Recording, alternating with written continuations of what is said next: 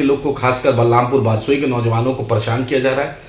आधार भी रहता है उनके पास, इलेक्शन कार्ड भी, आपने SIR भी करवाया। एक एक लोग बिहार का निकला, सीमांचल का निकला, बलरामपुर बारसोई का निकला, आबादपुर का निकला, हरनारोई चापाखोर का निकला, मथुरापुर का निकला, धट्टा का निकला, आपने देखा कि ग्वालटोली का निकला, आपने देखा लगुआ दासग्राम का निकला, बेलवा का निकला, घोरडिया बसलगांव का निकला, आपके बारसोई का निकला, तब भी परेशान कर रहे हैं। तो इस माननीय मुख्यमंत्री नीतीश कुमार जी से अनुरोध है, गृह मंत्री सम्राट चौधरी जी से अनुरोध है। आप जानते हैं कि बिहार के हर जिला से, हर अनुमंडल से, हर ब्लॉक से बड़ी तादाद में नौजवान पलायन किए हुए हैं, क्योंकि बिहार में रोजगार नहीं है, ये पूरे दुनिया जानती है। मुख्यमंत्री जी, माननीय गृह मंत्री जी, ये बात आप भी जानते हैं कि सीमांचल का इलाका, कटिहार, पूर्णिया, अररिया, किशनगंज हो, बलरामपुर बारसोई हो, पोठिया हो, ठाकुरगंज हो, प्राणपुर हो, कस्बा हो, अमोर हो, भैंसी हो, डगरुआ हो, आपका जोकी हो, नरपतगंज हो, आपका कोड़ा हो, मनियारी हो, बरारी हो, ये जो पूरा सीमांचल का इलाका बहादुरगंज तक जो है, चारों जिला फार्म, खासकर कटिहार, पूर्णिया, अररिया, किशनगंज के लोग को, बलरामपुर बारसोई के नौजवानों को बॉम्बे के पुलिस द्वारा वेरिफिकेशन हुआ जा रहा है। हम वेरिफिकेशन के खिलाफ नहीं है, लेकिन एक रूल होना चाहिए।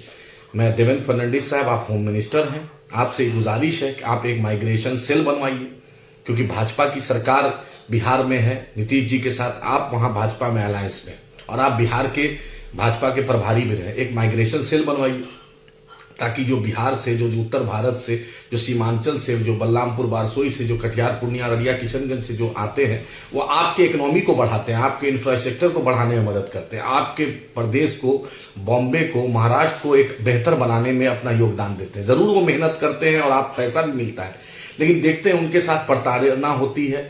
अभी MIDC में आधार कार्ड के नाम पर 2-2.5 घंटे से लोग, पुलिस ने जांच किया, बार बार नलसर से, चापाकोर से, हरनारोई से, आबादपुर से, बिघोर से, कचना से, प्राणपुर से, कदवा से लोग मुझे बार बार फोन कर रहे हैं। मैंने MIDC के जिम्मेदार पुलिस ऑफिसर से भी बात की, उनके सामने अपनी बात रखी कि भाई ये लोग इन लोग सब बांग्लादेशी नहीं, सबसे बड़ा बांग्लादेशी शेख हसीना को तो आप प्रधानमंत्री बहन बना के रखे हुए हैं, आम पहुंचाते थे, शाल देते थे, उनको रखे, उनको भगाइए ना। उस सारी मुसीबत की जड़ बैरिस्टर असदुद्दीन ओवैसी साहब ने बोल दिया था, इसको मत, इस सिरदर्द को पालिए, छोड़ दीजिए, इसको दे दीजिए पाकिस्तान को तोहफे में, वही समझेगा, दे दीजिए सऊदी अरब को, दे दीजिए दूसरे देश में। लेकिन पता नहीं मुसीबत खरीदने का मोदी जी आपको अलग शौक।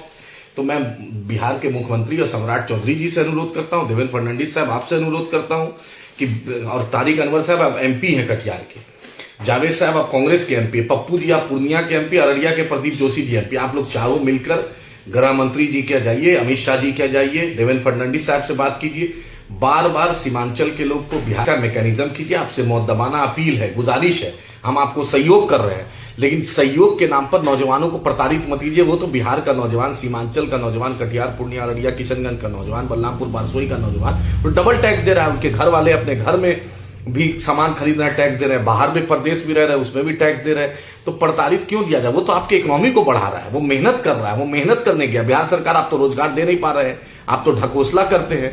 1,75,000 करोड़ का MOU नितिन नवीन जी साइन करवाए थे, बोलते थे, आज राष्ट्रीय अध्यक्ष बन गए। देखेंगे नितिन नवीन जी कितना MOU इंप्लीमेंट हुआ बिहार में। तो देवेंद्र फडणवीस साहब अपनी पुलिस में एक स्पेशल सेल बना के, खासकर सीमांचल के लोग को, कटिहार, पूर्णिया, अररिया, किशनगंज के लोग को, बलरामपुर बारसोई के लोग को प्रताड़ित करना छोड़िए, और नीतीश जी और सम्राट चौधरी जी इस बात को संज्ञान लेते हुए इस मामले का हल कीजिए। यही आपसे अनुरोध है। हम भी भारतवासी हैं, आप भी भारतवासी है, हर हिंदू, मुसलमान, सिख, ईसाई भारतवासी है, और सीमांचल के लोग इस देश के प्रगति में, उन्नति में ज्यादा योगदान दिया है, आज पूरे हिंदुस्तान में फैले हुए हैं। तो आपसे अनुरोध है कि प्रताड़ना बंद करवाइए, पुलिस को स्पेशल इंस्ट्रक्शन दीजिए कि इस मामले को हल करे, और हमारे नौजवान को, हमारे भाइयों को तंग नहीं करे। यही आपसे अपील है।